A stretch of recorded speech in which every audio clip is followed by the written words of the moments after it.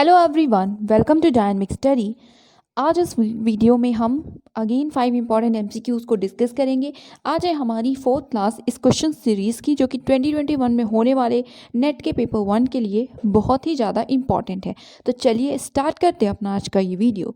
तो our first question is arrange the following countries in increasing order according to their share in global carbon dioxide emissions in 2014। 2014 में जो global carbon dioxide के emissions रहे हैं उनके accordingly किस country का कितना शेयर है, उन कंट्रीज़ को हमें इंक्रीजिंग ऑर्डर में लगाना है। ठीक है, मतलब जिसके एमिशन सबसे कम है वो सबसे पहले होगा और जिसके एमिशन सबसे ज़्यादा रहे हैं वो सबसे लास्ट में होगा। तो options are, first is Russia, then India, EU, US and China. Then second है रशिया, ईयू। आप इस ये जो मार्क लगा हुआ है ना, इसको देख लीजिएगा, ठीक है, असेंडिंग डिसेंडिंग क्या है। सेकंड ऑप्शन में है सबसे पहले Russia, then EU European Union, then India, US and China. Third में इंडिया है, then China, then US, EU and Russia. तो ये तीनों ऑर्डर सेम थे। लास्ट वाले में ऑर्डर थोड़ा सा रिवर्स है। यहाँ पे है China, US, EU, India and Russia. That is China सबसे ज़्यादा है, उसके बाद यूएस है, उसके बाद ईयू है, देन इंडिया है, देन रशिया है। तो यहाँ पे आंसर क्या होगा? एक डेडिकेटेड वीडियो भी इस टॉपिक पे बना हुआ था, इससे क्वेश्चन भी आया हुआ है 2020 में। तो यहाँ पे जो आंसर होगा वो होगा option number first.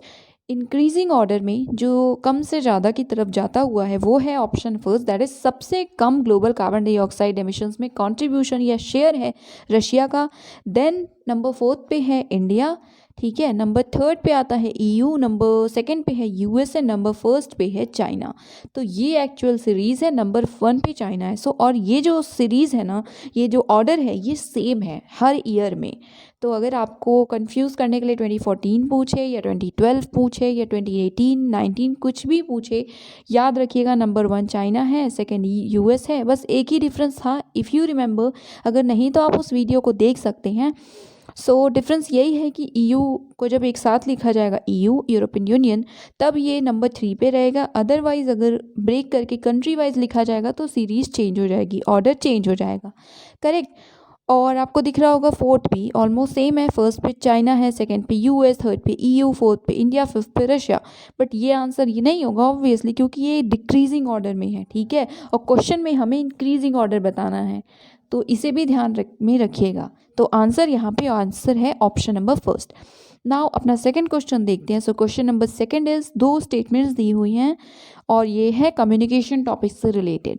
Statement 1 is cross communication promotes team work in the classroom. अगर हम क्रॉस कम्युनिकेशन कर रहे हैं तो ये क्लासरूम में टीम वर्क को और प्रमोट करेगा, बढ़ावा देगा, ठीक है। And second statement is exactness of communication in a cross cultural setting is flexible and responsive. Basically exact हो, टू द पॉइंट हो, तो ये रखना क्रॉस कल्चरल सेटिंग में बहुत ही फ्लेक्सिबल और रिस्पॉन्सिव होता है। इसमें से कौन से स्टेटमेंट सही हैं या जो ऑप्शंस हैं उनमें से क्या सही है, हमें ये बताना है। Option number first is both statement 1 and 2 are true, that is दोनों ही स्टेटमेंट सही हैं। Second is 1 and 2 both are false, दोनों ही गलत हैं। थर्ड में है first is correct but second जो है स्टेटमेंट वो फॉल्स है, ठीक है। और जो लास्ट स्टेटमेंट है फोर्थ है, वो है कि जो फर्स्ट स्टेटमेंट है वो गलत है एंड जो सेकंड स्टेटमेंट है वो सही है। यहाँ पे आंसर क्या होगा? पहले अगर क्रॉस कल्चरल सेटिंग की बात करें या क्रॉस कल्चरल कम्युनिकेशन की बात करें तो नेम खुद ही बता रहा है कि इसमें कई अलग अलग कल्चर से बिलोंग करने वाले लोगों को एक साथ उनका कम्युनिकेशन होगा, बेसिकली उनमें कम्युनिकेशन होगा।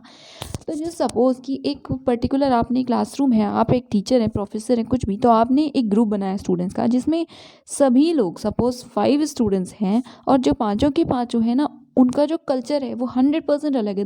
पाँचों एक दूसरे के कल्चर में इंटरमिंगलिंग नहीं है, they don't know anything about each others culture. और इस वजह से वो एक दूसरे को समझ नहीं पा रहे, कम्युनिकेशन में इश्यू हो रहा है, ये सारी चीज़ें। तो अगर ऐसा है, आपने ऐसे एक ग्रुप बना दिया, टीम वर्क, तो क्या इस केस में टीम के जैसे वो लोग और बेटर वे में काम कर पाएंगे? ठीक है, देखिए एक्सेप्शंस की बात नहीं है, बट एक जनरल थॉट क्या होगा, ऑब्वियसली इसमें इशू होंगे।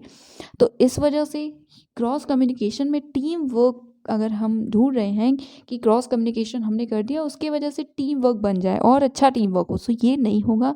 तो जो फर्स्ट स्टेटमेंट है वो यहाँ पे गलत होगी, ये हो गया। और जो सेकंड स्टेटमेंट है वो सही है। एग्जैक्टनेस जो होती है इस कम्युनिकेशन में इस केस में वो और बेटर होती है, फ्लेक्सिबल होती है। तो जो आंसर यहाँ पे सही है या ऑप्शन सही है वो है ऑप्शन नंबर 4 कि स्टेटमेंट 1 जो है वो गलत है और 2 जो है वो सही है। तो अब हम अपना नेक्स्ट क्वेश्चन देखते हैं। So question number 3 is which of the following green house gases has a higher global warming potential. कुछ गैसेस दी हुई हैं ऑप्शंस में जो कि ग्रीन हाउस गैसेज हैं, ग्रीन हाउस इफेक्ट क्रिएट करती हैं।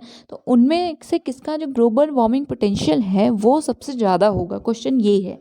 सो ऑप्शंस हैं सबसे पहले CH4 that is methane, second option is SF6 sulphur hexafluoride, then third है CO2 yes carbon dioxide, and fourth है HFCs दैट इज हाइड्रोफ्लोरोकार्बन। तो इस केस में दैट इज इस क्वेश्चन की बात करें तो यहाँ पे जो आंसर होगा वो होगा option number 2 that is SF6 जो है वो सबसे ज़्यादा ग्लोबल वार्मिंग पोटेंशियल उसका है, ठीक है।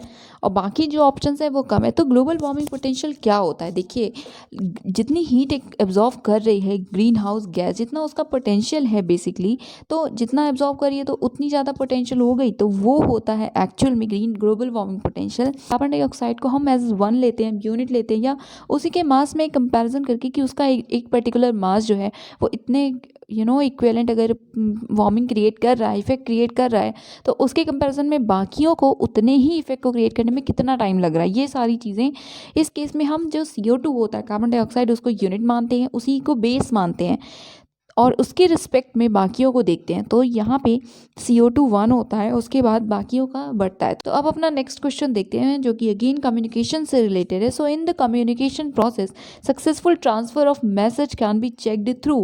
कम्युनिकेशन प्रोसेस हो रहा है, इसमें आपका जो मैसेज है वो सक्सेसफुली ट्रांसफर हुआ है, डिलीवर हुआ है, इसे आप कैसे चेक कर सकते हैं। So the options are first is encoding, then second is medium, third है पैसिव डिकोडिंग, या फोर्थ है फीडबैक। तो यस फीडबैक बहुत इंपॉर्टेंट होता है, आपको पता है। तो कम्युनिकेशन प्रोसेस में मैसेज सक्सेसफुली ट्रांसफ़र हुआ है या नहीं हुआ है ये फीडबैक के थ्रू ही पता किया जा सकता है। So that means it can be check through feedback. So answer here will be option number 4 which is feedback. So अब देखते हैं अपना लास्ट क्वेश्चन। सो ये क्वेश्चन डिस्टेंस से रिलेटेड है, स्पीड एंड टाइम के जो फॉर्मूलाज होते हैं उससे रिलेटेड है। क्वेश्चन है distance between two stations A and B is 1080 kilometre. दो स्टेशंस हैं A एंड B, उनके बीच की जो डिस्टेंस है वो है 1080, ठीक है, 1080 किलोमीटर। एक ट्रेन है, a train covers the journey from A to B at 70 kmph, that is 70 kilometre per hour से एक ट्रेन है जो A से B तक की जर्नी को कवर कर रही है।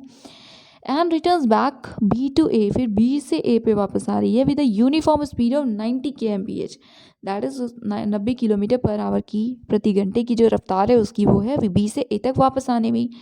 क्वेश्चन है find the average speed of the train during the whole journey. हमें एवरेज स्पीड बतानी है पूरे जर्नी के दौरान, उसकी क्या होगी।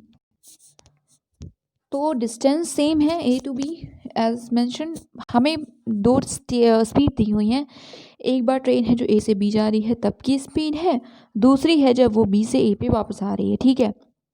तो ऐसे केसेस में एवरेज स्पीड का एक पर्टिकुलर फार्मूला होता है, हम उसी से सॉल्व करेंगे।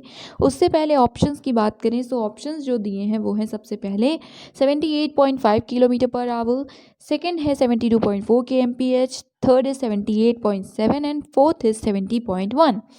तो देखिए इस क्वेश्चन को हम करेंगे सोल्यूशन इसका देखेंगे तो एक फॉर्मूला होता है अगर आपको याद हो जो कि है 2xy divided by x plus y. So ये एवरेज स्पीड का फॉर्मूला होता है वेयर x जो भी एक स्पीड है, दो स्पीड दी हुई है, सो x होगी पहली स्पीड और y होगी दूसरी स्पीड व्हाटसोएवर, मतलब आप किसी को भी पहले लिख सकते हैं किसी को भी बाद में।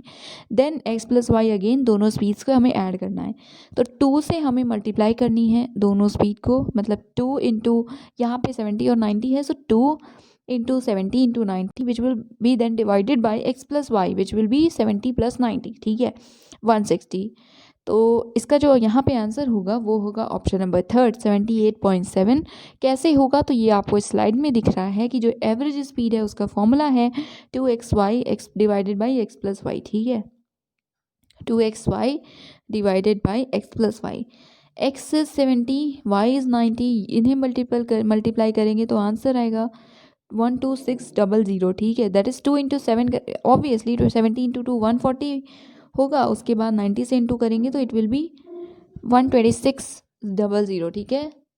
उसके बाद यहाँ पे 70 + 90 160 होता है, सो दोनों को एक दूसरे से डिवाइड करेंगे तो आंसर होगा 78.75 kmph। तो यहाँ पे ऑप्शंस में जो दिए हुए हैं 78.7 जो है वही हमारा आंसर होगा, ठीक है। ज़रूरी नहीं है कि जो सारे पॉइंट वाले वैल्यूज़ हैं वो लिखे हों, सो इसलिए सिर्फ 7 तक ही मैंशन है। सो आंसर है ऑप्शन नंबर 3। तो yes, that is it for today. Thank you so much. Keep on watching, keep on learning.